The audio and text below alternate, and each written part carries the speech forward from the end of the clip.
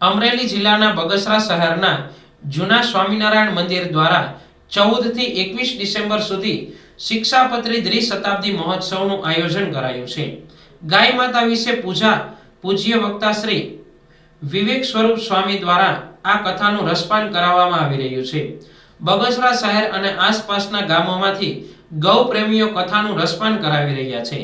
હરિભક્તો બહોળી સંખ્યામાં કથા શ્રવણ કરી રહ્યા છે અને પૂજ્ય લાલજી મહારાજના આગમન સાથે શિક્ષાપત્રી દ્વિશતાબ્દી મહોત્સવ યોજાયો હતો।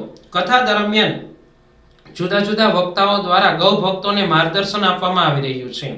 દરરોજ રાતે અવનવા ભક્તિ સંધ્યાના કાર્યક્રમો જેમાં ભજન કીર્તન હાસ્ય દરબારમાં વિવિધ કલાકારો કાર્યક્રમને અનુલક્ષીને કલા રજૂ કરી રહ્યા છે।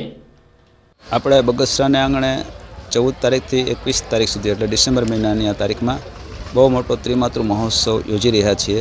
અત્યારે આ મહોત્સવ પૂરજોશમાં ચાલી રહ્યો છે। હજારો ભક્તો આ મહોત્સવનો લાભ લઈ રહ્યા છે।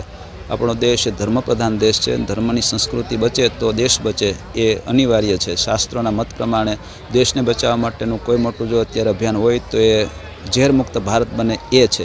અને ઝેરમુક્ત ભારત બનાવવા માટે ગાય આપણે ઘરે રાખશું, ગાય આધારિત ખેતી કરશું તો જ એ શક્ય બનશે। અને એ શક્ય બનશે તો સમાજ બચી શકશે, નહીંતર સમાજમાં કેન્સર એટેકની બીમારીઓ એટલી પૂરજોશમાં વધતી જાય છે અને આવનારા 5 વર્ષમાં 85 થી 90% સુધીના લોકોને કેન્સર થવાની શક્યતા છે।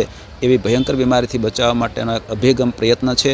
આમાં સારો એ ખેડૂત સમાજ જોડાણો છે, તમામ હિન્દુ ધર્મના તમામ નેતાઓ આગેવાનો જોડાણા છે, તમામ ભક્તો જે ધર્મને વળગી રહ્યા છે એ બધા જોડાણા છે અને સાથે મળી અને આવો સહિયારો પ્રયત્ન થઈ રહ્યો છે। તો બગસરા અને બગસરા વિસ્તાર આ ઝેરમુક્ત અભિયાન માટેનું મોડેલ બને એવો અમારો જે કન્સેપ્ટ છે, એના કારણે આ ઉત્સવ આપણે ઉજવી રહ્યા છીએ। અસ્તુ, જય સ્વામિનારાયણ।